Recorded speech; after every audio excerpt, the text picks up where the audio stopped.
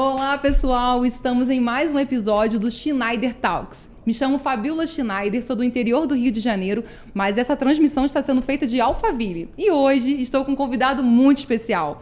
Gente, esse eu me identifiquei muito, hein? Porque é do Ceasa para Alphaville. Quem conhece a minha história sabe que eu também trabalhei no Ceasa, no Rio, com meu pai, né? Mas assim, vou deixar ele contar essa história. Com vocês, Rafael Marcos. Uhul! Sabe que eu pago a galera pra bater palma e eles foram pra longe, né? E aí, pessoal, para mim é uma honra estar aqui, tá, com vocês. Muito obrigado pelo convite e espero, assim, poder somar muito na vida de vocês. E vamos que vamos. Para mim é um prazer imenso estar aqui. Ah, que bom. O prazer é todo nosso, Rafael. O Rafael tem uma história muito legal, gente. Rafael, a primeira pergunta que eu sempre faço aqui pro pessoal, de onde você é, Rafael? Conta um pouquinho da sua história. Quem é o Rafael Marcos? Então, Rafael Marcos nasceu em Muriaé. Nossa, Muriaé. Muriaé, conheço Muriaé. Será que o povo aí conhece Muriaé? Eu achei que só eu e minha mãe conheciam.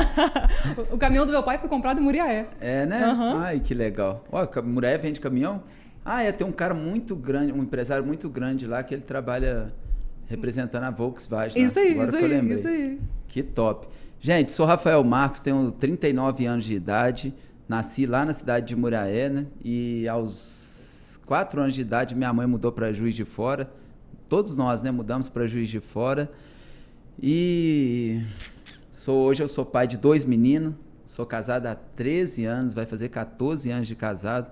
Na verdade, tem 7 anos, né? Porque eu tive 2 casamentos dentro de um casamento. É mesmo? Depois eu vou explicar pro povo. Vou até anotar aqui, porque eu vou querer saber. Então, assim... E é isso, né? Conta pra gente como que começou a sua história como empreendedor, né? Como que foi sua história com o Ceasa? Como que você começou a sua vida aí no âmbito profissional, Rafael? Então, antes de eu entrar nessa história, né, como empreendedor... Eu vim de uma família muito pobre. Hoje era pra gente sermos 9 irmãos, né? Só que só temos 6 irmãos por parte de pai e mãe. Depois meu pai arrumou uns irmãos fora aí do casamento. Mas hoje a gente tem 6 comigo. E 2 irmãos meus, eles morreram de fome. Caraca. Um outro irmão, o meu pai matou na barriga da minha mãe com um chute. Quando ela estava com 9 meses de gestação, né? E aí a gente viveu numa pobreza muito grande. Eu já vi minha mãe ficar 2 dias, e nós, né, todos nós irmãos, sem poder comer nada. Eu lembro uma vez meu irmãozinho mais novo que eu, ele chorando com fome, e minha mãe com a mamadeira, só com água, colocando na boquinha dele para ver se ele se saciava, né, e eu ficava só olhando essa cena. Então, assim, fui muito humilhado na escola, por onde eu passava. Eu lembro que eu saía... Você é mais novo? Hã? Você é mais novo? Não, tem 2 mais novos que eu. Tem 2 mais novos, né? E 3 mais velhos. Caraca. Eu tô no meio deles ali. E aí, assim, no bairro que a gente morava, eu lembro que eu chegava, as crianças já... Não, vamos embora, que a minha mãe não quer que eu converse com você. A gente era muito pobre. E também na escola... na primeira série eu abandonei a escola. Assim, eu sei que é uma coisa mais íntima, mas seus pais trabalhavam com o que nessa época? Então, meu pai era pedreiro, né? Minha mãe não trabalhava porque meu pai também não deixava ela trabalhar. Uhum. E quando ele saía, depois eu vou contar aqui, ele saía, não ficava em casa, aí ela trabalhava de faxineira em algumas casas para poder ajudar alguma coisa pra gente, entendeu? Caraca, gente. Aí já percebi que, enfim, uma história tensa, né? Mas aí continua contando pra gente. Aí você era proibido de falar com seus amigos. Isso. E na escola que eu tava falando, né?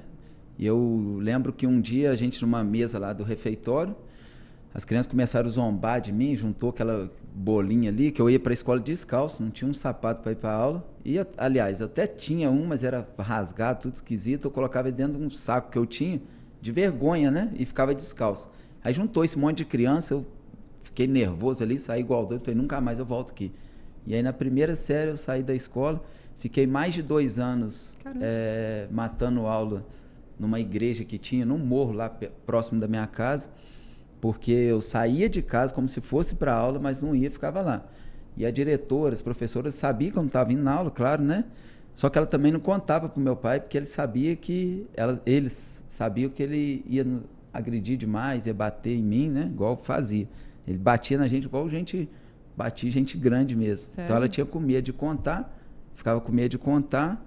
E aí foi assim, por esses 2 anos, né? E é isso, nessa história aqui. Gente, essa história não, que história. Eu fico assim, tem hora que eu paro pra ficar analisando, sabe, o contexto. Fala, cara, não é fácil, né?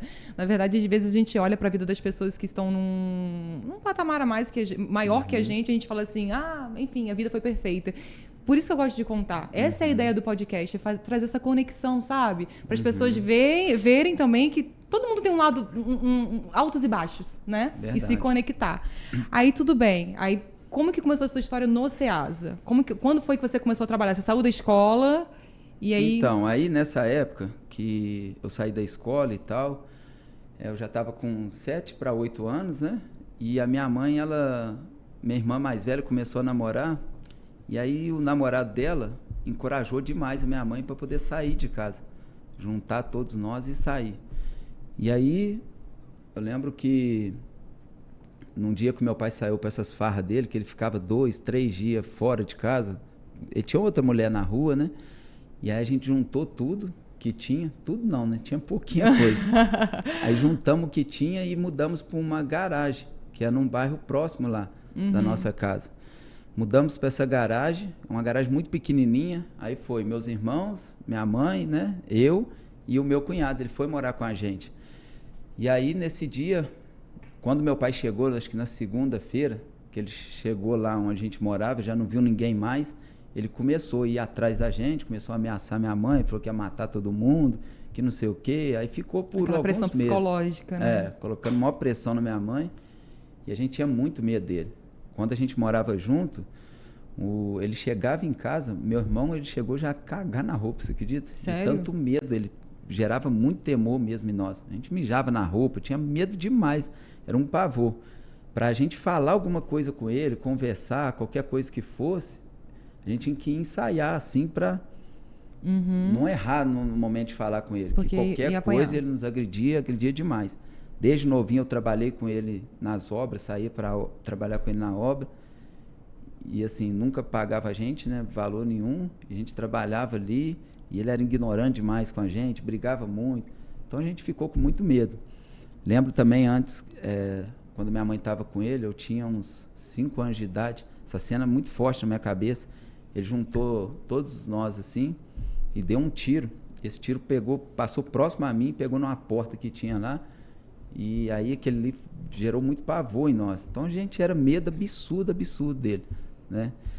E ele ficou por 3 meses ameaçando a minha mãe, falando que se ela não voltasse, ele queria que ela voltasse para ele sem a gente. Então minha mãe jamais ia fazer um negócio desse, né? E aí, só que quando a gente chegou naquela garagem, acredito que no coração dos meus irmãos também, mas no meu foi uma alegria muito grande, porque aquela opressão... Como se tivesse se libertado, né? Se libertado, né? Como... se soltar um pássaro ali, né? Como que é para você falar sobre isso hoje? Hoje é muito de boa.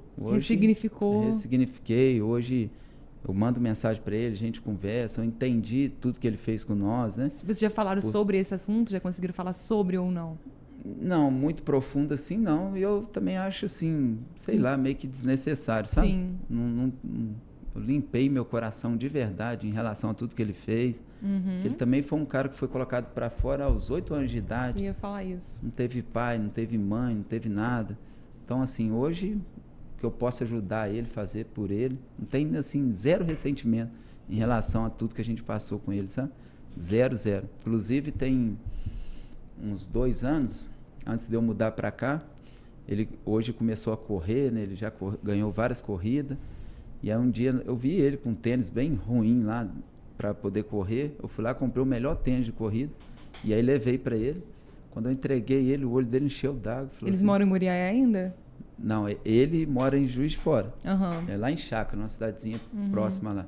Minha mãe mora em Barroso. Minha mãe casou de novo, tá bem, sabe? Aí tá tranquilo em relação a isso.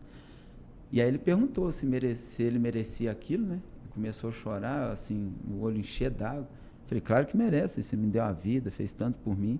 Se não fosse eu, não estaria aqui hoje, né? Então hoje a relação é 100%. Não tem, assim, zero problema em falar. Muito bacana ouvir você falando isso, porque tem pessoas que às vezes usam dessas situações para justificar e ficar na mesma pro resto da vida, né, Rafael? E assim, a gente consegue ver que você não só ressignificou, como você conta essa história com tranquilidade e entende também que o seu passado tem a ver com o seu propósito, porque a gente tem acompanhado o seu trabalho aqui em Alphaville, né, sobre as mentorias, as palestras que você dá, então você tem se tornado um grande mentor e transformador de vidas, né? Porque a gente fala sempre mentor, todo mundo é uma palavra meio clichê, mas um transformador de vidas. Verdade. E o seguinte, por que isso é questão de decisão, sabe? Porque nem todo mundo lá em casa tomou a mesma direção que eu ainda. Eu creio que eles vão um dia, né, cair assim, trazer consciência e entender que precisa mudar. Depois que eu comecei a entender esse negócio de desenvolvimento pessoal, essas coisas, que tem 9 anos já que eu, né, tô dentro disso, eu nunca mais parei de procurar aprender, me conhecer, ressignificar, melhorar, né? E os meus irmãos hoje, você vê eles todos, a maioria deles presos ainda em tudo que a gente viveu. Minha irmã, coitada, às vezes quer tirar a vida, é uma confusão, uma loucura ainda, tá muito distante. Eu olho para eles assim e falo, meu Deus do céu, nem parece assim que são meus irmãos, né? Conto isso com tristeza, que eu queria que todos tivessem evoluído. Mas eu estou contando aqui por quê? Porque, dependente daquilo que a gente passa, que a gente vive, a gente tem que olhar com um olhar diferente. Porque se a gente fazer igual você falou aqui, né? Se vitimizar, começar a dar desculpa na vida por tudo que passou e viveu, a gente não vai sair desse lugar. E vai ser o nosso final ali, nosso fim vai ser terrível, né? Sim. Então eu vejo que uma decisão minha de querer estar perto de pessoas, de querer fazer as coisas diferentes, mudou o trajeto da minha vida e da vida da minha família, porque hoje eu não repito isso na vida, né? Sim. Da minha esposa nem dos meus filhos. É muito legal. A gente tem falado bastante sobre essa convivência de pai e filhos aqui nas nossas entrevistas e quanto isso influencia na nossa... Enfim, quando a gente é adulto, né? E a primeira convidada, que foi a Leila Reis, ela falou que o pai dela batia muito nela e eu falei que o meu pai também apanhou muito do pai dele. Só que o meu avô deu pro meu pai o melhor que ele tinha, porque ele também apanhou muito, entendeu? Então, assim, a gente, na verdade, vai reproduzindo, mas é uma escolha. Você já escolheu fazer diferente. Meu pai nunca bateu em mim, ele escolheu fazer diferente. E assim vai, sabe? Então, assim, a vida é isso. É você pegar o limão, né, e fazer uma limonada. Verdade. Pega aquela história triste e transforma aquilo em algo bom e impulsiona a vida de outras pessoas, transforma a vida de outras pessoas também. Tá, a história do Ceasa, que eu fiquei muito curiosa pra saber aonde entrou o Ceasa na sua vida. Então, aí quando a gente mudou para essa garagem, e cara, essa garagem foi libertador ali, né? Assim, a garagem do milagre. A gente se libertou, só que era desafiador também, que era um lugar muito apertado. Eu lembro que o único lugar que tinha sobrado para mim ficar, dormir, era dentro de um banheiro. O povo ali de casa indo no banheiro de noite, e eu ali deitado, dormindo dentro do banheiro. Mas assim, mesmo assim, foi muito libertador pra gente, igual eu falo. E naquela época, uma outra irmã minha começou a namorar um rapaz, que antes também meu pai não deixava, ele era muito ciumento, muito possessivo, e aí ela começou a namorar. E esse rapaz trabalhava no Ceasa. E aí ele foi e me chamou para poder trabalhar no Ceasa. E aí que começou toda a história. Eu tinha 13 anos, 12 para 13 anos. E o primeiro dia que eu cheguei no Ceasa, tinha um rapaz lá na loja, né, que é o Edmilson, o nome dele, um rapaz meio mau. Todo mundo que chegava novo, na hora de descarregar a melancia, que eu caí no dia do caminhão de melancia. Que era um bitrem de melancia. E você trabalhou lá, você já foi lá, você sabe como que é descarregado, como que descarrega um caminhão, né? E aí eu fiquei ali, ele me colocou debaixo do caminhão e ele batendo aquelas melancias pra mim. E era um bitrem, cara. Eu lembro que naquele dia os braços foi ficando doces. Quantos anos você tinha? 13 anos. Tava Olha, quase só uma fazendo criança, 13. cara. Foi em agosto que eu fui, eu faço aniversário em setembro. Tava fazendo 13 anos ainda. Uma criança, era magrinho. Passei fome a vida inteira, não tinha nem como engordar. Só que eu era muito trabalhador, sempre virão, né? Sempre capinando lote. Igual eu falei, trabalhei com meu pai de ajudante na obra. Então isso me fez ficar um pouco mais forte do que normal de uma criança de 13 anos. E aí ele consegui vencer aquele dia, mas rapaz, de noite meu braço estava dando cãibra, estourado. Eu falei, meu Deus do céu. E no outro dia fui de novo e tal. E fiquei ali por esse tempo todo, trabalhando. Quanto tempo que você ficou? No Ceasa eu fiquei dos 13, aí com 18 anos eu fui no Exército, fiquei até 20 anos no Exército, depois voltei para lá de novo, fiquei mais 3 anos e depois eu fui pro supermercado, que é o Bahamas. Para quem não sabe o que é um Ceasa, Ceasa é como se fosse um supermercado gigante, né? Vou botar assim, de frutas e legumes, mais de frutas e legumes, né? Tem as partes de... Tem outras partes também de comida, mas é mais frutas e legumes, né? É mais fruta e legumes. Porque lá no Ceasa do Rio tem o Mercadão, que a gente fala, que aí também tem arroz, tem outros tipos de suplementos. Mas o foco, tanto o meu quanto o seu, era distribuir frutas e legumes, né? Frutas e legumes. Eu trabalhava no Benaz, tem lá até hoje, que era uma das lojas mais fortes lá dentro, sabe? Que eles distribuíam, era mais fruta o deles, que legumes era na pedra que eles chamavam. É pedra, isso mesmo. Fulano tem a pedra tal, pedra 18, é isso aí. Lá era mais fruta, assim. E aí você ficou ali. Então, assim, você considera que o Ceasa também te fez crescer, né? Como empreendedor, né? Digamos assim. Fez crescer demais e fortaleceu muito também a minha fé, sabe? Porque eu creio que teve um cuidado muito grande de Deus na minha vida, naquele ambiente. Porque lá, pelo menos na minha cidade, é um ambiente tenso. Bebida, né? Droga, bebida, uma loucura. Prostituição. Eu chegava no Ceasa às 2h da manhã e o caminho que fazia para poder chegar lá, nossa, era um lugar terrível. Já vi o povo dar facada, dar tiro nos outros.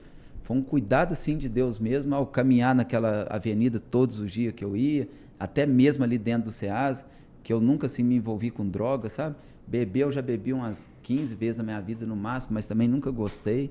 Então eu vejo que Deus me guardou muito ali naquele lugar, que é um lugar meio doido mesmo. Meio hostil, sim, é verdade.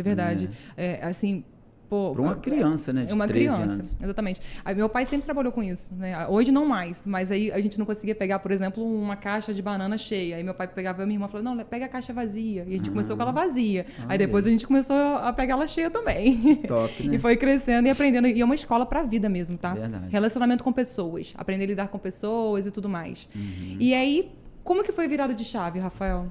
Então, aí quando eu fui pro Exército, fiquei lá esses 2 anos, e aí eu fui para trabalhar no Bahamas, que é um supermercado muito grande lá na minha cidade, tinha 23 lojas na época, e para descarregar caminhão também. Lá eu descarregava 13, 14 caminhões todos os dias, né? E aí, nessa época, eu me achava o cara mais burro do mundo. Eu achava que a única coisa que eu poderia fazer na vida era descarregar caminhão. Era pegar peso. Era pegar peso. Eu não me via fazendo outra coisa. Não achava que eu tinha capacidade, que eu poderia fazer alguma coisa, né? Diferente como se tivesse daquilo. Condicionado aquilo, né? Como tinha condicionado a isso, né? E aí, um dia, meu patrão lá, ele queria que nós fizéssemos um curso de empilhadeira. Eu já andava na empilhadeira lá dentro, né? De um lado para o outro. Só que eu fui no meio, eu falei, claro que eu quero fazer e tal. E aí, só que tinha uma prova teórica. Eu não sabia que tinha. Aí, na última hora ali, eu fiquei sabendo. E aí, eu fiquei louco ali na época. Eu era muito tímido, tinha muita vergonha. Tinha coragem jamais de conversar com alguém que eu não conhecia, né?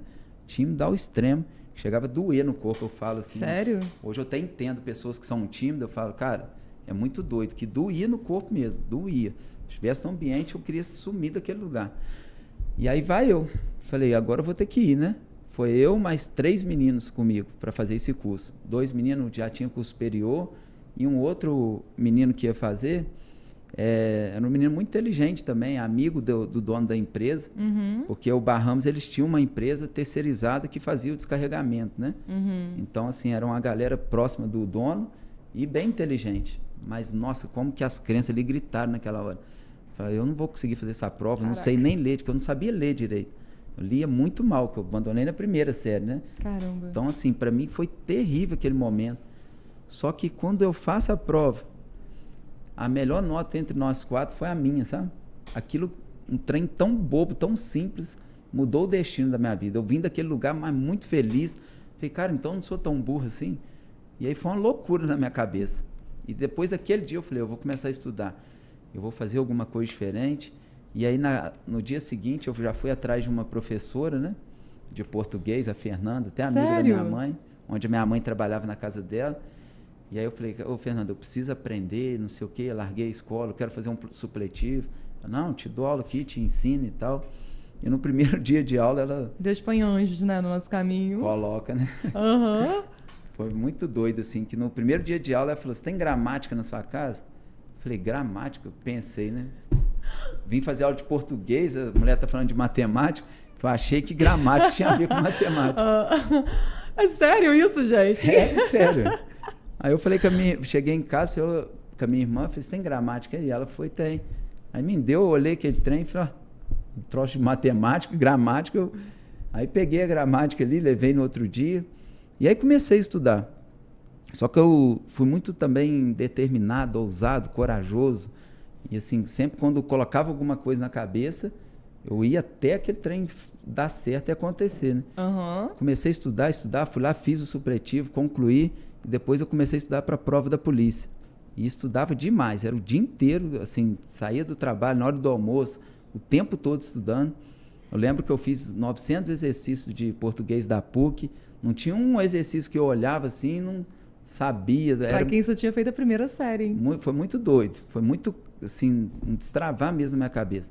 Aí fiz a prova do CFO da polícia, de 39 questões, eu fiz 34 questões, acertei 34, aí fui para a redação, aí tem todo um rolê depois que aconteceu, para que eu não me tornasse um policial, né? Eu lembro que na época eu até saí do trabalho e tudo, e já estava treinando o físico, para poder fazer a prova para poder física, fazer, né? O físico, já estava dentro. A prática que fala, né? Isso. E no meio do caminho deu um problema que depois eu até entrei na justiça. Nossa, na época eu excomunguei Deus, falei que Deus até não existia. Você teve esse processo todo e na hora de entrar... Não conseguiu entrar. Porque eu fiz a redação, eu fiz 58 pontos na redação. Eu precisava fazer 60. Uhum. Só que eu entrei com recurso. E eu conseguia 14 pontos no recurso, que eles tiraram alguns pontos indevidos. Igual chegar na linha até no final da redação, como eu abri 3 parágrafos, então eu já recuperava os 3 pontos. Aí tinha uma palavra que eu escrevi errada mais de uma vez, que ele só podia computar uma vez. Uhum. Eu conseguia 14 pontos, estava tudo certo já. E aí quando eu entro com recurso, eu contratei uma advogada que só mexia com isso na minha cidade, e essa advogada, ao fazer o recurso, ela me coloca na folha do recurso e me identificou na mesma folha, sabe? Uhum. E não pode, você tem que fazer em 2 folhas. E aí então, o juiz vetou na hora o meu recurso. Uhum. Eu já tinha saído do trabalho, eu já estava dentro da polícia. Certo de exercer... certo de me tornar um oficial da polícia. Uhum. E aí, cara, quando eu peguei aquele recurso... Que doideira, hein? Eu fiquei maluco com aquilo. Eu comecei a xingar, falei, o que é isso? A minha esposa, na época, era minha namorada. Não, Deus. Eu falei, que Deus? Deus não existe, não sei o quê. Eu ia te perguntar Achei que eu ia mudar a vida da minha família, da minha casa. Porque lá em casa, até então, ninguém tinha dado certo em nada. Desde a minha avó lá até hoje, era todo mundo, assim, muito mal financeiramente. Muito. Né? Não tinha o primo rico, não? Porque toda família tem um primo rico. Você é o primeiro, então, da família? Fui o primeiro. Sério? Que legal, cara. E até hoje não tem ninguém. Só minha irmã que fez a faculdade, né? Que hoje tem uma clínica e tal. Mas o resto é tudo gente bem simples mesmo, né? Meus tios, meus avós, todo mundo. Cara, que top. Muito doido. De ver que, assim, uma história ruim se transformou no fenômeno que você é hoje. Mas deixa eu te falar. Aí, beleza. Agora essa questão, rapidinho. Você que está aqui, ó, assistindo esse podcast, às vezes a gente toma um direcionamento assim, para nossa vida, a gente quer tanto uma coisa, que nessa época da polícia foi isso. Eu fiquei maluco. Falei que era o emprego da vida. Era o emprego da vida, ia mudar minha... né? Só que, cara...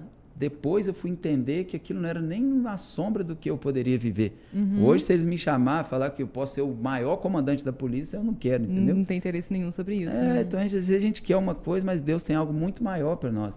E aí tá, você não conseguiu entrar na polícia, e aí? Qual foi o próximo romper, né? Qual foi a próxima novidade na sua vida? Porque é uma caixinha de novidades mesmo, né, Rafael? Uhum. A cada passo que você foi dando, né? Aí veio o colchão magnético. Um amigo meu me convidou para vender colchão. Só que eu só fui nesse negócio pra zoeira, assim, que eu sempre, né, gostei de divertir e tal.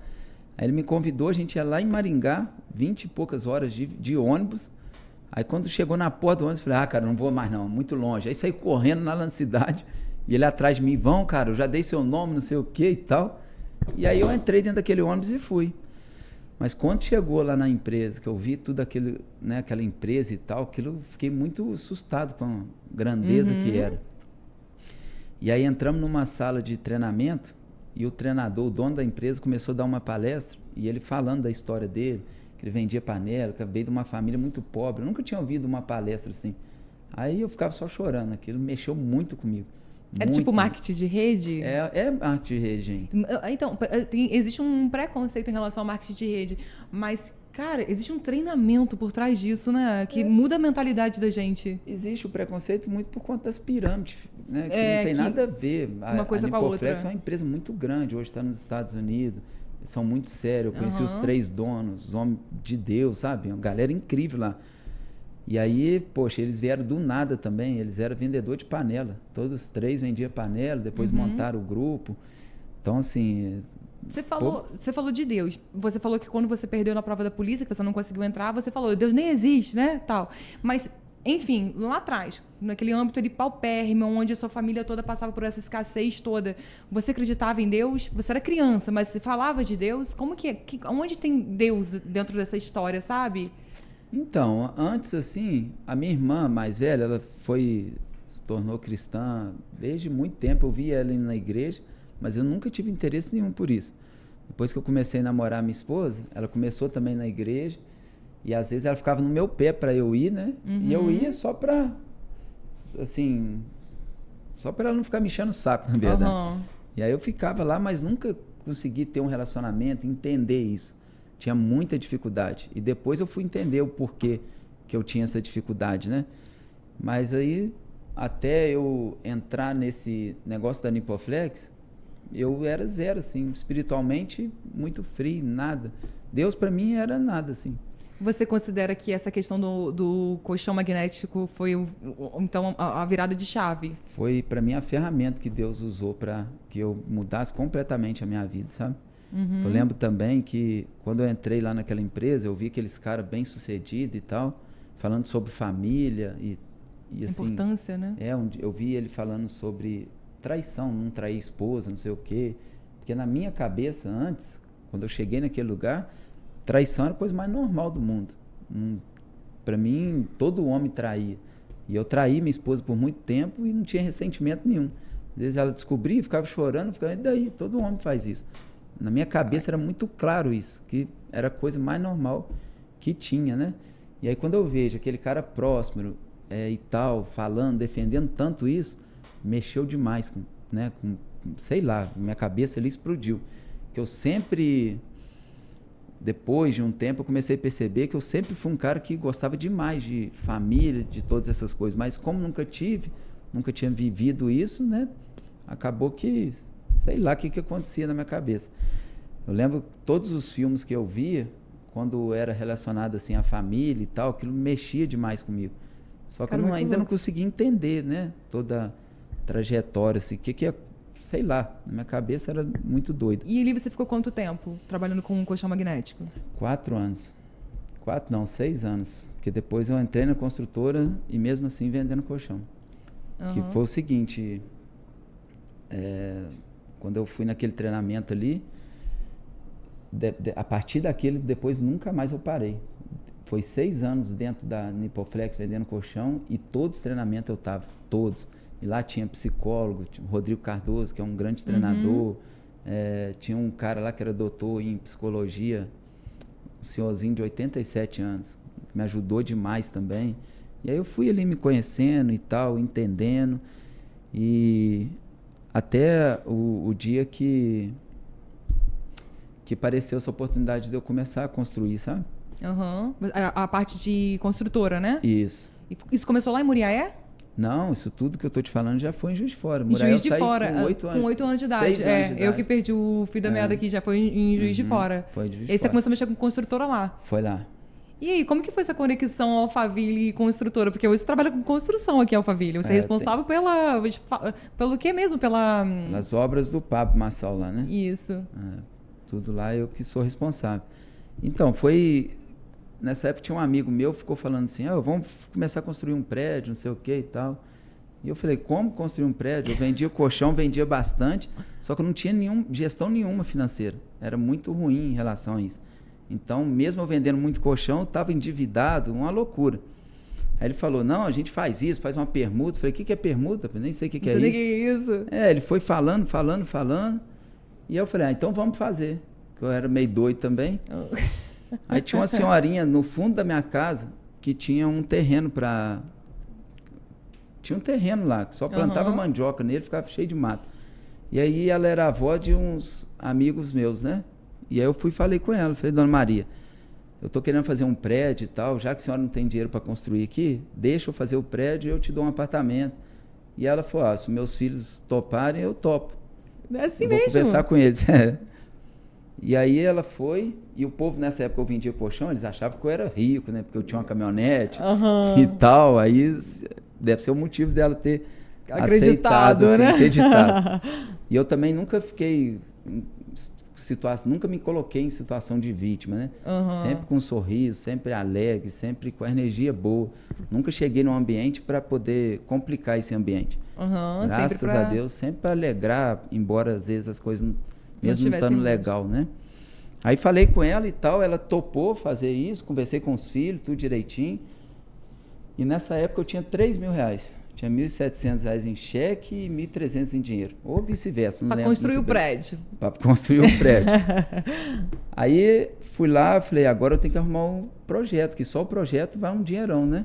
Lembrei de um amigo meu que nos ajudava demais quando minha mãe era casada com meu pai. Levava cesta básica pra gente, nos ajudava. E ele era engenheiro. E eu fui atrás dele e pedi ele para poder fazer o projeto. E eu até assustei que quando eu bati na porta lá da casa dele, ele me abraçou e começou a chorar. Falei, sério? Cara maluco, eu vim para pedir o trem, o cara chorando. Aí ele falou, cara, eu achei que você tinha virado um vagabundo, que você estava preso ou sério, morto. Rafael? Que eu, assim, eu não achava que você ia dar em alguma coisa na vida. Ninguém levava fé? Não levava, né? Porque a gente era muito louco lá no bairro. Aí ele foi, eu faço para você com o maior prazer, assim, nossa, prazer imenso fazer. Aí fez o projeto para mim e aí comecei a obra. Contratei um pedreiro amigo meu, Chocolate, o nome dele, e aí ali durante o dia eu era ajudante dele, fazendo aqueles buracão, fiz os buracos do prédio todo na mão. Sério? Uma loucura, ele amarrando um pouco de ferragem que a gente comprou. E de noite eu saía para poder vender colchão magnético, para poder arrumar dinheiro para colocar na obra. E virei chacota nessa época. O povo falando, você ficou doido agora, o Rafa ficou doido agora, não sei o quê. O improvável, o improvável. Você não vai sair do chão, maluquice. Né? Ficou essa conversa lá no bairro. E aí um pastor que era amigo meu, pastor José Carlos, ele foi e comprou um apartamento meu por R$80.000, aí ajudou lá na obra. Aí foi um outro amigo meu que fez a prova da polícia junto comigo, também comprou um outro apartamento. Aí as coisas foi dando uma melhorada, né? Até chegar na última laje do prédio. Aí na hora de começar o acabamento, não tinha dinheiro mais, eu já tinha vendido todos os 5 apartamentos, né, que um era da Dona Maria. Aí me veio um desespero, eu falei, agora ferrou, como é que eu vou fazer para poder acabar isso aqui? Não tem como vender mais. Foi falta de planejamento? Muito. Cálculo, né? Cálculo, era zero, porque como eu não tinha nenhuma habilidade com dinheiro, quando esse pastor falou que me comprava o apartamento por R$80.000, eu achava que R$80.000 era muito dinheiro, que eu fazia o prédio inteiro na minha cabeça. Que eu era bem analfabeto assim, na época ainda. E aí, eu peguei, sentei numa mesinha que tinha lá em casa, na cadeira, e fiquei ali, cara, agora eu ferrei com a minha vida, ferrei com a vida do pastor, com a do meu amigo que está lá, achando que vai morar no imóvel. Falei, agora olha que merda que eu fiz. E quando envolve pessoas do nosso convívio, é pior ainda, né, Rafael? Você fica maluco, né? Aí vem, bem que esse povo falou que eu estava ficando doido, que isso não ia dar em nada. Uma confusão na minha cabeça. Aí me veio e falei, cara, se eu ficar aqui reclamando, não vai adiantar nada. Eu tenho que fazer alguma coisa, deve ter alguma saída e tal. E aí me veio, eu posso começar a construir para alguém, pegar o dinheiro e colocar na obra. Porque até antes de eu fazer esse prédio, a nossa conversa, eu com esse amigo meu, que eu nem contei aqui, né, que ele entrou e só me apresentou, o trem foi embora no negócio, né, que ele nem chegou a ser sócio meu na época, nem nada. Às vezes Deus usa umas pessoas só para te despertar, né? A gente acha que vai seguir com a gente e não vai. E aí, a nossa ideia era construir para outras pessoas mesmo. Aí me veio isso na cabeça. Falei, eu vou fazer isso. E no outro dia, eu já recebi uma ligação de um corretor falando, cara, você pega a obra também para alguém por fora? Que tem um dono de uma padaria e tal, que ele quer fazer um predinho. Ah, não, na verdade era o dono aquele negócio de terraplanagem lá de Juiz de Fora, como é que chama? Ele também é de lá? Ele trouxe pra cá. Tô povoando aqui. Eu tenho um tio que mora lá. Depois eu conto sobre isso. Já tô trazendo uma galera aqui pra trás de mim. Meu tio era mais um caminhoneiro, foi o que começou a história de caminhoneiros na família e acabou que ficou em Juiz de Fora e formou a família dele lá. Caraca, que top. Família Tonassi. Tonassi? É. Aonde ele mora, você lembra? Ai, não vou saber o nome do bairro assim, mas eu tenho, depois eu te falo. Minha prima tem uma academia gigante lá em Juiz de Fora. É mesmo? Bem legal, bem legal. Sabe o nome da academia? Sei de nada, assim, de cabeça, mas eu vou perguntar. Eu também tinha uma academia. É? Com certeza você deve conhecer, então. É, Adeliana Tonassi. Adeliana, o É, nome com dela. certeza. Ainda mais se for academia grande, que lá não tem tantas academia grande. Mas você falou uma coisa muito interessante, né? Às vezes a gente, até quem a gente acha que veio, às vezes, enfim, que apresenta projetos que a gente acha assim, pô, destruiu a minha vida. Existe propósito acima de tudo. Claro. E às vezes a gente não consegue enxergar naquele momento. Mas quando a gente sai daquela confusão, a gente fala, cara, agora eu entendi por que aconteceu. Agora eu entendi. Já eram sinais, já era Deus preparando para você viver o que você está vivendo hoje. Exponencialidade. Verdade. Não é verdade? Verdade. Mas me fala aí, como que você conseguiu dar conta de terminar esse aí, prédio para entregar para dona... Como é que é o nome do dono do terreno? Dona Maria. Dona Maria, para dona Maria até poder morreu pegar o na apartamento pandemia, dela. coitada.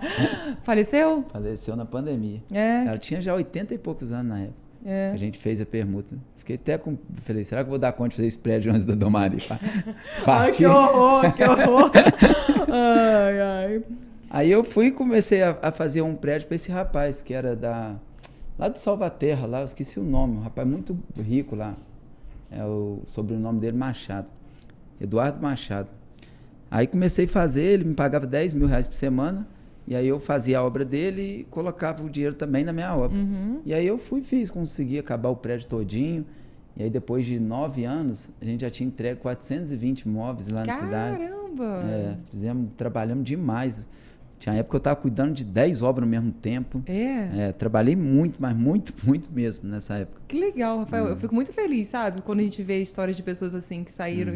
Porque o início hoje foi muito pesado pra mim ouvir, sabe? Porque, assim, a gente sempre mede o outro com a nossa própria régua. Só que a gente não tem como julgar quando você não vive. Verdade. Entendeu? Então, assim, é bem impactante a sua história lá do começo, tá?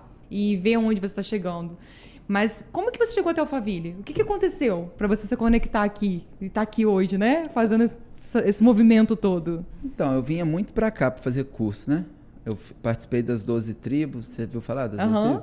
Do Pablo lá. Aí participei, mas nunca assim tive nem vontade de morar em São Paulo, isso não passava na minha cabeça.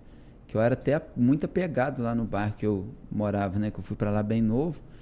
E... aí construí bastante coisa lá, me sentia muito confortável lá, muito legal lá. E aí eu morava em Nova Era desde quando minha mãe se separou. Quer um cafezinho? Não, tô de boa. Tá de boa aqui, mas pode...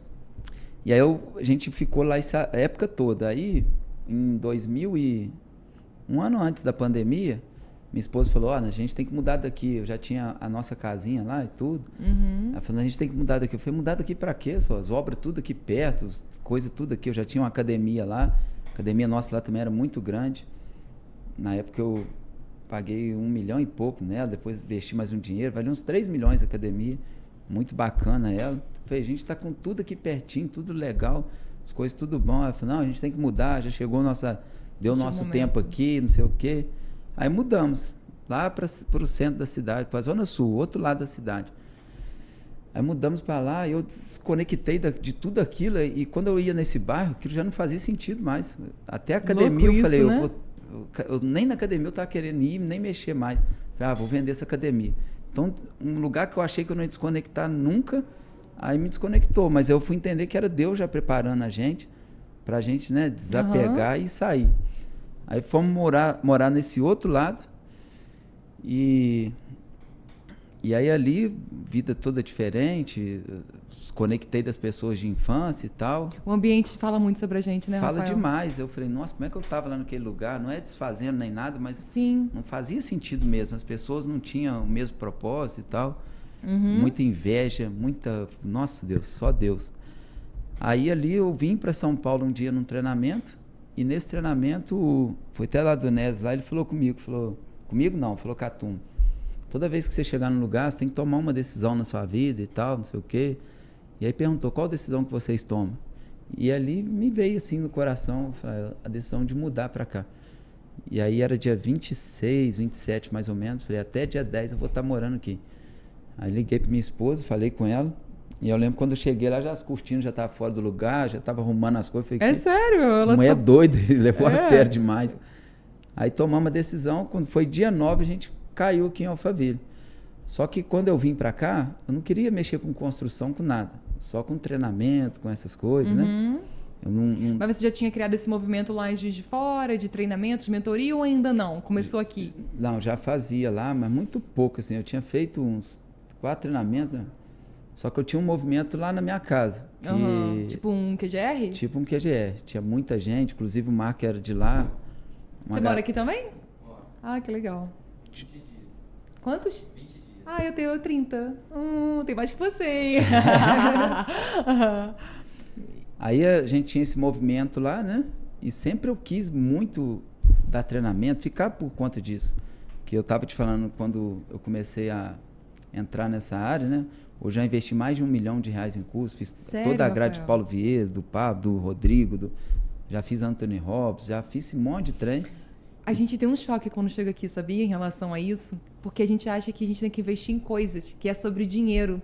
E não é, é sobre a gente, é sobre o nosso desenvolvimento pessoal, não é verdade? Muito. Foi o primeiro confronto que eu tive, eu já falei disso aqui na apresentação também, que o primeiro confronto que eu tive que não é sobre dinheiro, primeiro sou eu, o meu desenvolvimento pessoal, o que eu entendo sobre mim, como eu me vejo, e depois as outras coisas são consequências daquilo que a gente faz bem feito. É verdade. Isso é muito doido, né? Eu sempre falo também com as pessoas isso. A gente quer buscar alguma coisa externa sem antes estar pronto. Exatamente. Não faz E aí sentido os nenhum. resultados, eles não vêm, né? Não vem. Se vier também não vai Temporário. fazer sentido e vai ser temporário, né? Exatamente. Aí entrei com tudo nessa questão de desenvolvimento pessoal. Fiz todos esses cursos, depois fui para a faculdade de psicologia. O cara que não sabia ler, foi caçar estudar psicologia. Sério? Ainda. Aí fiz, aí eu falei, eu vou ir para Alphaville para eu explodir nesse negócio, que eu gosto demais. Amo poder ajudar as pessoas, né? Transformar as vidas. É o que mais mexe no meu coração. Só que tudo foi... As conexões que eu fiz aqui, tudo foi através da construção. E aí um dia o Pablo falou comigo que eu deveria ensinar sobre construção para poder atrair as pessoas, né? Você tem mentoria nesse entregar. âmbito? Tem. A gente abriu agora, minha, do Pablo e do Nézio, dentro da construção. E eu tenho a minha outra também, que é o MDT, que a gente fala sobre mentalidade, desenvolvimento pessoal, essas coisas, né? E essa outra para guiar a pessoa no mercado imobiliário é Qual o nós nome três. da construtora, Rafael? RM. RM. Só que a gente abre muita SPE, né? Então é só uma base, cada empreendimento que a gente faz, a gente usa uma... Vocês trabalham com cooperativa habitacional também? Não, a gente trabalha com aquisição e construção, né? E aí com Geric também. Aí a gente faz mais imóvel de alto padrão. Eu tenho... Ah, legal. Eu tenho lido bastante a respeito, né? Porque são para pessoas que às vezes não tem poder aquisitivo tão alto, mas que tem vontade de ter um imóvel próprio, né? Quer sair do aluguel e tudo mais. Aí eu tenho lido bastante sobre esse projeto e achei bem interessante. É legal, já fiz muito isso. Antes Era funcional? fazia Era... muito prédio. Só que quando veio a pandemia, ficou bem desafiador, sabe? Os números não fecham muito bem. Então, as construtoras muito grandes que constroem 3 mil, 4 mil apartamentos, esses aglomerados, aí para eles ainda consegue ter um giro legal, né? Mas para mim não faz sentido, não. Não faz sentido. Eu consigo faturar muito mais fazendo imóvel de alto padrão, sabe? Você falou sobre o colchão magnético, que foi quando você começou a ter acesso a palestras de desenvolvimento pessoal. E você, no início, comentou sobre 2 casamentos. E você falou... Porque ali você teve um confronto, né, em relação à valorização da família. Como que você... Em que momento, então? Foi ali que você entendeu que você não valorizava como devia. Mas por que dos 2 casamentos? Então, porque igual eu te falei, eu vi meu pai traindo a minha mãe a vida inteira, tratando ela mal, né? E quando eu era criança ainda, uma pessoa da minha família que ficava cuidando de mim, fazia com que eu tivesse relação com ela, eu com 6, 7 anos de idade. Então eu carreguei muita loucura mesmo na minha cabeça em relação a relacionamento, a essas coisas. Eu tinha uma estrutura muito ruim. E aí eu conheci a minha esposa, a gente ficou 2 anos namorando, e aí mais 6 anos casado, que esse é o primeiro casamento que eu te falei. Então eu traía muito ela, demais. Era muita traição, essas coisas, né? Até um dia eu chegar em casa e ver ela com o meu menino mais novo, mais velho, quando ele tinha acabado de nascer, tinha poucos meses de vida, né? ela abraçada com ele assim, mas chorando, chorando, chorando. E aí me veio a imagem da minha mãe, passando pela mesma coisa. E aí eu lembro, cara, sempre abominei esse comportamento do meu pai e tal, e hoje repetindo isso aqui. Aquilo ali que começou a me trazer consciência e o entendimento que aquilo era errado, né? Mas por quê? Porque eu tinha vivenciado esses negócios de treinamento que eu te falei. Que até então, se eu visse isso, não ia fazer sentido. Então, aí, quando ele trouxe de família, eu passei por isso, aí eu falei, eu tenho que virar homem de verdade e mudar essas coisas. E aí, depois daquele dia, eu tomei essa decisão, ainda teve umas 2 vezes que eu andei aprontando lá, mas depois disso, nunca mais. Que aí tem 6 para... Até 13, dá 7, né? Uhum. Então, 7. Só que agora tem mais, que meu menino está com 9 anos, quase 9 anos. Que a gente tem um casamento saudável, né? Hoje eu não traio de jeito nenhum, eu entendi o que é princípio de família, né? Então, por isso que eu falo que a gente teve 2 casamentos. Essa é uma área tão, como é que eu vou te dizer? Tão importante da vida da gente e que você sabe que o diabo, ele tá totalmente voltado para destruir a família, né? E às vezes a gente se coloca em situações, às vezes até sem querer, até por não ter preparo, sabe, Rafael? A gente acaba banalizando a nossa família, destruindo a nossa família, sem intenção ou então sem preparo, né? Não fomos preparados para aquilo, e quando a gente tem esse choque de realidade igual você teve, faz com que a gente enxergue de outra maneira e traz a valorização que de fato a família tem que ter, né? Que é o maior patrimônio que você tem, pode ter certeza que é a sua família. Claro. Acabou a família, acaba tudo. Acaba a empresa, acaba o cara não tem cabeça para nada. Qual a idade dos seus filhos? Um tem 4, outro tem 9. Nós, 2 rapazes. São 2 meninos? 2 meninos. Qual o nome deles? Rian e Brian. Que legal, que legal. Então, assim, hoje minha família pra mim é tudo, sabe? Tudo, tudo, tudo. Eu falo com as pessoas, cara, se você quer arrumar alguma coisa na sua vida, arruma sua família, sua casa primeiro, que depois as outras coisas, né? Se ajeita. Pra mim é combustível, é tudo. Você ainda tem uma rotina lá em Juiz de Fora de visitar seus familiares, de ir até lá? Então, eu tenho, assim, igual eu fui lá ontem, né? Só Você que foi ontem ontem? eu fui só para negócio, muito rápido, fui lá nas obras. Eu falo sempre com meus irmãos por telefone, com a minha mãe, mas não tem assim, eu não aguento ficar muito tempo lá não. Eu chego assim, já logo quero ir embora. Não, E, Rafael, tem uma tem pergunta. muito relacionamento com a cidade hoje mais não. Entendi. Tem uma pergunta que eu sempre faço para todo participante. Qual foi o momento mais difícil para você, assim, enfim, pode ser profissional, pode ser familiar, qual foi o momento mais difícil da sua vida? Rapaz, até difícil, né? Qual é o mais difícil? Foi todos. Eu fiquei até sem graça de fazer essa pergunta, porque de fato, é sério mesmo, mexeu muito comigo essa história. Então, o momento mais Porque eu peguei parte só na palestra, eu não consegui assistir toda. E ali já foi muito marcante, então agora aqui de frente a frente com você ouvindo, tem horas que eu fico sem ter o que falar, sabia? A gente bateu um papo, né? A gente vai... Então, eu para mim, embora ter acontecido todas essas coisas comigo, eu nunca fui um cara de guardar muita mágoa, ressentimento, essas coisas, sabe? Sempre, sei lá, eu não tem uma data que fala assim, nossa, que te acabou contigo. Não tem muito isso, assim. O que, esse dia que eu vi a minha esposa lá, que eu acho que foi um dia mais desafiador, que pra mim, assim... Que você precisou tomar uma decisão, né? Ou mudo... E ver que eu tava vivendo o que eu abominava, sabe? Foi um dia, assim, mas... Sempre fui muito tranquilo com relação a... E a sua projeção futura? Como que vai ser, Rafael? O que você está construindo para daqui a 2 anos? Eu coloco um número assim, porque eu acho bem legal a gente falar sobre isso, sabe? Então, cara, eu assim, tava até falando com o Marco antes de vir para cá, sabe? Eu me sinto assim que tá próximo de acontecer coisa muito grande, assim, sabe? Que eu creio que Deus mesmo vai me usar, eu, minha esposa, para fazer grandes coisas, para transformar grandes vidas. Eu acredito que daqui 2 anos a gente vai ter rodado o Brasil e o mundo aí, levando a palavra dele, ensinando as pessoas a mudar a mentalidade, né? A trazer esperança, trazer fé no coração das pessoas. Eu acho que meu alvo maior daqui 2 anos é alcançar milhares e milhares, milhões mesmo de pessoas. É isso que eu ia falar, isso que te move hoje, né? Levar essa transformação para todo mundo, né? Hoje é demais. Eu falo que não tem nada. Não tem, assim, conquista que a gente já teve, dinheiro que eu já ganhei, até mesmo, né, algo que a gente fez que na cabeça de muitas pessoas é um sonho, algo grande, tremendo, que foi comprar aquela Porsche, né, que a gente comprou. Conta essa história da Porsche. A gente comprou a Porsche, mais de R$1 milhão. Aí cheguei com ela em casa, dei uma voltinha com a minha esposa e passou um segundinho, assim... Perdeu a graça. Perdeu a graça. Mas agora, quando a gente chega em casa, e aí ali de um treinamento, de uma palestra, cara, a gente fica, às vezes, até sem dormir naquela noite, que é muita alegria que a gente sente no coração. Então, eu entendi que coisas, bens materiais, nada me move tanto quanto a isso, né? Até a história da Porsche, né? O dia do aniversário do Pablo lá, né? Eu senti no coração de doar a Porsche lá pro Ele fez um leilão, não foi isso? Fez um leilão. O Nes me ligou e falou, Rafa, você tem alguma coisa na sua casa aí para leiloar pro aniversário do Pablo lá, que vai ser direcionado tudo para a África? Aí eu olhei e falei, o que eu tenho de valor que assim, que seria bacana, que contribuísse? E eu não vi, assim, algo de muito valor, assim. Aí peguei uma máquina lá da minha esposa, a gente comprou nos Estados Unidos, acho que valia 20 e poucos mil. Aí eu falei, vou levar essa máquina.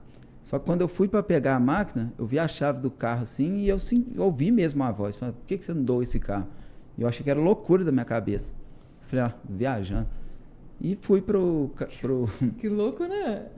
E fui pro almoço. Tô lá sentado, mas eu não consegui prestar atenção em uma palavra. Coração acelerado, aquele negócio, tem que doar esse carro. Eu me senti ali uma loucura dentro de mim. Eu falei, cara, será que isso é coisa da minha cabeça? Meu Deus do céu, aquela confusão. Falei, eu vou mandar uma mensagem para minha esposa. Se ela falar que é para doar, eu vou doar esse trem. Aí mandei, ela falou, se você sentiu no coração, faz. Aí levantei e fui lá, doei essa Porsche, sabe? E vai ser construída 20 casas lá na África. O Pablo falou que vai fazer a rua lá e tal, né? Colocar essas 20 casas. E aí eu fico pensando, existe alegria maior que essa? Existe? Do que proporcionar isso para outras pessoas. O cara que só dá fome, perdeu o irmão que morreu de fome, foi abusado na infância, foi humilhado, rejeitado. Hoje eu consegui ajudar 20 famílias ali na África. Então, que alegria maior que vai existir nesse mundo? Não tem como. Você vai falando e eu vou anotando, entendeu? Porque para mim é uma aula. Todo podcast é uma aula. Todo mundo tem uma história para contar, né? Uns sofreram mais, outros menos, mas a gente não tem como mensurar o que é, né, de um para o outro. Você já falou sobre isso, mas eu gostaria que você assim, desse um ênfase na importância do ambiente das amizades verdadeiras, né? Porque isso fala muito sobre a gente, né, Rafael? Muito. Olha o filmmaker ali. Existe um estudo científico, né, que fala que o amigo do seu amigo te influencia em 5%, o amigo do seu amigo em 15%, e o seu amigo até, acho que 25%. E eu sempre falei muito disso, né, quando eu estava lá na minha cidade, só que não vivia isso 100% igual eu vivo hoje. E hoje eu entendi que não tem como você viver o seu máximo potencial, viver aquilo que o Senhor te chamou para viver, se as pessoas à sua volta, se o ambiente que você está não te proporciona e não te impulsiona para isso, né? Hoje eu falo demais sobre pessoas, sobre ambiente, e eu analiso sempre. Vamos supor, se eu tenho um objetivo na minha vida, se as pessoas que estão ali não faz sentido, não vai me impulsionar para esse objetivo, nem ando perto, nem estou naquele ambiente, eu abro mão mesmo e procuro estar com pessoas que fazem sentido, que vai acelerar isso, né? Porque eu entendi que nada nessa terra aqui é sobre a gente, é sobre aquilo que o Senhor nos deu, a missão que Ele nos deu aqui na terra.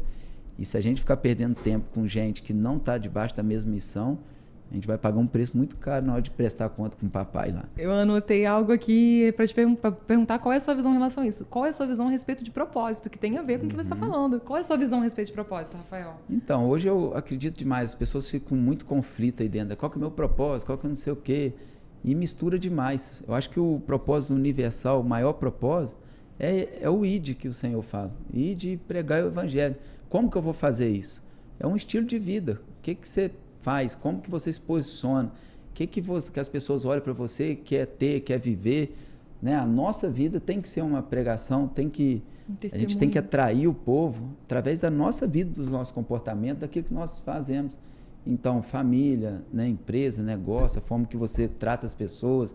Para mim, tudo isso é a gente viver esse propósito na Terra, a gente aproximar esse povo, trazer eles para perto de nós e falar do amor de Cristo e pregar o reino para eles. Eu acho muito isso, sabe? Rafael, empresário, Como que você é hoje? Você tem uma equipe gigante, né? Com certeza, trabalhando ali junto com vocês. Como que é Rafael empresário? Você se considera um cara mais sério, mais dinâmico? Como que é o Rafael empresário?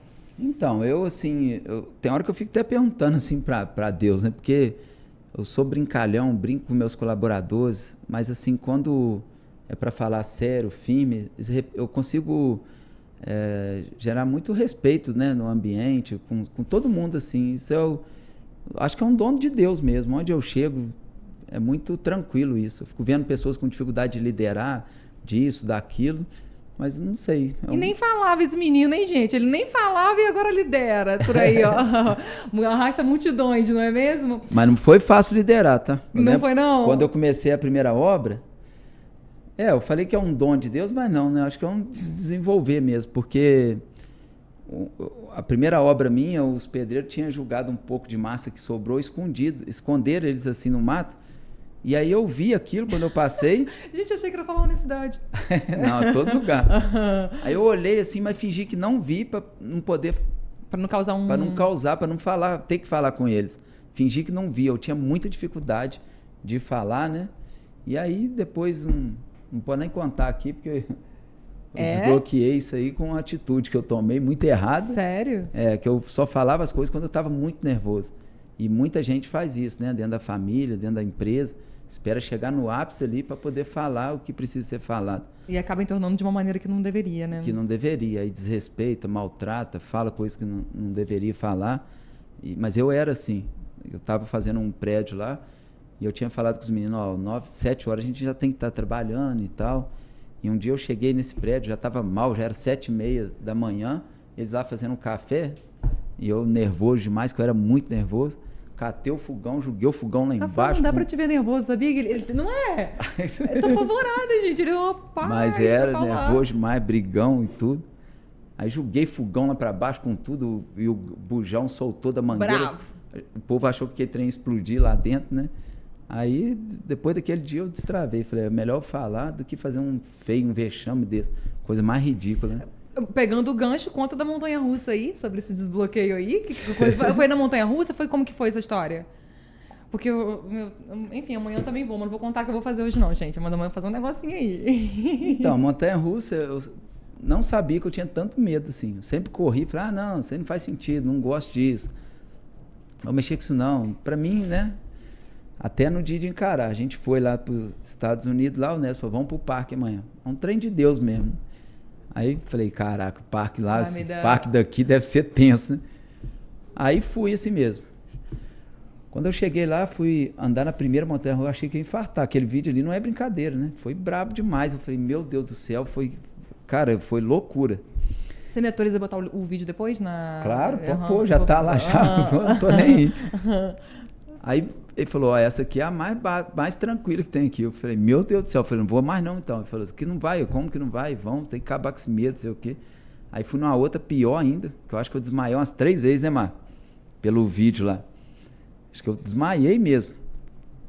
E aí fui. Aí andei 3 vezes, aí ele falou comigo, agora tá na hora de acabar com esse medo, né? Parar de alimentar esse medo. O que foi? Aonde que tá esse bloqueio? Falei, bloqueio? Não, cara, não tem bloqueio não sei o quê. Ele falou, não, tem sim. Vamos achar isso aí e tal. Aí fizemos uma intervenção ali, e aí eu fui lembrar que quando eu tinha 8 anos de idade, eu montei numa bicicleta lá do meu pai, e aí tinha um morrão assim lá, né? Ela não tinha freio.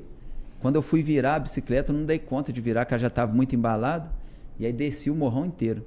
Chegou lá embaixo, a roda da frente soltou, e aí eu ralei, arrebentei a cara todinha, quebrei um dente da frente, e o dente quebrou pela metade. E aí eu fiquei até os 17 anos com aquele dente quebrado, e ele ficou preto, e ele caiu, sabe? Fiquei banguelo. Então aquilo me gerou uma loucura dentro de mim. Lembro que eu ia rir sempre com a mão, isso me deixou ainda mais tímido e tal. E aí foi vindo esse negócio na minha cabeça ali. Não, tô passando um filme aqui na minha cabeça. Você acredita que me deu... Não tô brincando. Me deu vontade de vomitar, lembrando do porquê que eu tenho tanto medo de altura. Olha, que loucura. Porque eu não tinha associado ainda que o meu medo é alguma coisa que eu passei. Eu tenho um medo tremendo, entendeu? E aí, enfim, doideira. Doido, né? Doideira. É essa sensação que me deu. E aí eu comecei a ressignificar. Falei, cara, não faz sentido, isso já passou, já... não sei o que e tal. Esse medo não vai me parar, não vai me pedir. Aí subi na próxima. E aí fui tranquilo, o trem subindo, eu falei, não quero nem saber e tal. E aí quando foi despencar, veio na cabeça de novo, eu falei, não, rejeito esse negócio e tal. E fui embora. E depois, nas outras vezes, foi só desfrute. Só desfrute, curtição, gostou demais. Já pulou de paraquedas, Rafael? Ainda não, mas eu vou pular. Amanhã, Se vai bobear, amanhã. Eu até vou com vocês mesmo. Rafael vai amanhã, gente. Que loucura. Não, sabe o que eu lembrei? Não tô brincando, não. Eu tenho um medo terrível, como eu te contei agora há pouco, né? De altura. E eu acho que foi... Eu acho não, me levou a memória de um tombo que eu levei da cabine do caminhão, você acredita? Olha só. Quando eu era criança, lá em cima, eu caí mesmo de cheio e eu fiquei apavorada. Todo mundo rindo de mim, mas a sensação que me dava é a sensação que eu sinto agora. Olha quando eu tô na beira de um precipício. Será que foi isso? Claro que tem muito a ver. Tudo que nos para A gente vai hoje, saber disso amanhã. Vai ter certeza amanhã. Todas essas coisas têm relação com as experiências do passado. Qualquer coisa que a gente tenha passado lá atrás reflete nas nossas decisões hoje, no que nós fazemos hoje. Gente, alguém quer fazer uma pergunta? Alguém tem uma pergunta? Não? Vou pedir pra você, a gente tá caminhando pro final, pra você deixar um recado pra todo mundo. Um recado que... Enfim, sabe? É o seu momento, a câmera tá ali, deixa um recado aí pra galera. Meu povo, olha só, o que eu quero falar com vocês é o seguinte, as condições que você se encontra hoje não te definem. E outra coisa, para de ficar dando crédito para as pessoas que não têm o mesmo propósito que você, que não entendem o sonho que o Senhor colocou no seu coração. Então, vai para cima, tá? Decisão, ela pode sim mudar o seu destino. Então, não deixa nada e ninguém te parar, que eu tenho certeza que se você todos os dias abrir um sorrisão nesse seu rosto aí, acreditar, ter fé, ter esperança, ninguém vai te parar e você vai realizar qualquer coisa que tiver dentro do seu coração. Então só faz um favor, não pare. Rafael, não tem força por mim mais. Vai pela sua esposa, vai pelos seus filhos, vai por alguém, vai pelo propósito que Deus colocou no seu coração, mas não pare e não deixe ninguém te parar, tá? Porque tem vidas lá fora gritando por socorro e é você essa pessoa que vai, né, ser a resposta da oração deles. Show? Então é isso aí. Gente, quero agradecer muito a sua participação. Já agradeci no final, mas enfim, Nossa, não tem nem palavras pra dizer o recado que você deixou aqui hoje pra galera, tá? Por muitas vezes eu segurei a onda aqui pra não chorar, de verdade. E vai ter parte 2, parte 3 com o Rafael, com certeza. Né, gente? Eita. Valeu!